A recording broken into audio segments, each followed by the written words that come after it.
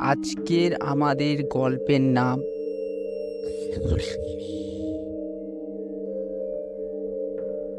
আমার আজ যেন সকাল থেকে শুধু মোমো খেতে ইচ্ছা করছে।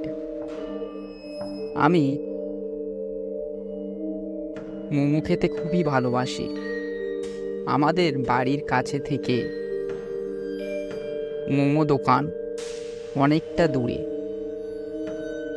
মোমো খেতে হলে আমাদেরকে সেই দোকানে যেতে হতো প্রায় আধা ঘন্টা মতো। বিকালে একটা বন্ধুকে ফোন করলাম, তাকে বললাম, ভাই আজ চল একটা জায়গায় যাই, ঘুরে আসি। বন্ধুটি জিজ্ঞাসা করলো, কোথায় যাবি? আমি বললাম, চল মোমো খেতে যাব। বন্ধুটি বলল, না রে, আমার কাছে টাকা পয়সা নেই, আমি যাব না। আমার বাড়িতেও আজকে একটু দরকার রয়েছে, আমাকে থাকতে হবে। এই শুনে আমার একটু রেগে গেলাম, ফোনটা কেটে দিলাম। আমার খুব রাগ হলো বন্ধুটার উপর। ভাবলাম আমি একাই চলে যাব। তারপর সন্ধ্যের সময় আমার কাছে বাইক ছিল না, তাই সাইকেল নিয়ে বেরিয়ে পড়লাম মোমো খেতে।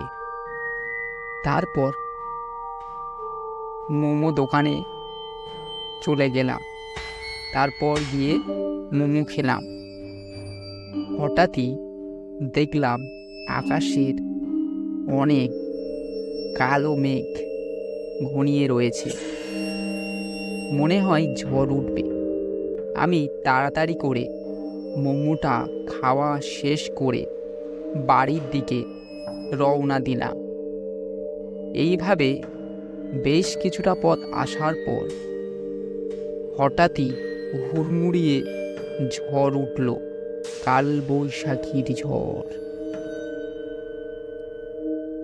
হঠাৎই সামনে একটা বাংলো দেখতে পেলাম। সেই বাংলোতে আমি তাড়াহুড়ো করে সেই বাংলোতে গিয়ে উঠি। বাংলোটা অনেকটা পুরনো ছিল, দেখে মনে হচ্ছে ওখানে আগে কেউ থাকেনি। হঠাৎই কিছুক্ষণ পর আমি শুনতে পেলাম দরজা খোলার শব্দ। আমি বাংলোর ভিতরে দিকে ঢুকলাম। দেখলাম উপরের একটা ঘরেতে কেমন যেন আলো জ্বলছে। আমি সিঁড়ি ভেঙে উপরে গেলাম। আমি একটু আওরান থেকে দেখার চেষ্টা করলাম ঘরের ভিতরে। দেখলাম একটা মেয়ে নৃত্য করছে ঘরের ভিতরে। আমি দেখছি হঠাৎই নৃত্য করতে করতে সে সামনের দিকে ফেরে।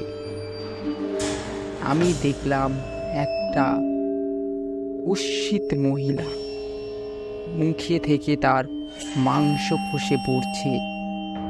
হঠাৎই আমাকে সে দেখতে পায়। দেখলাম আমাকে সে হঠাৎই ডাকছে। সে কি বিকট চেহারা পরিণত হলো তারপর।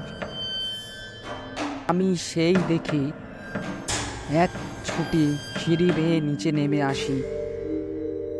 তারপর বাইরে দেখলাম ঝড় একটু মনে হয় থেমেছে। সাইকেলটা তারপর নিলাম।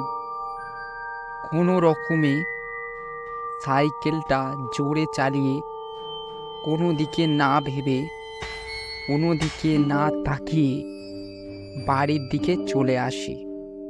তারপর বাড়িতে এসে ভয়ে কাঁপতে লাগি।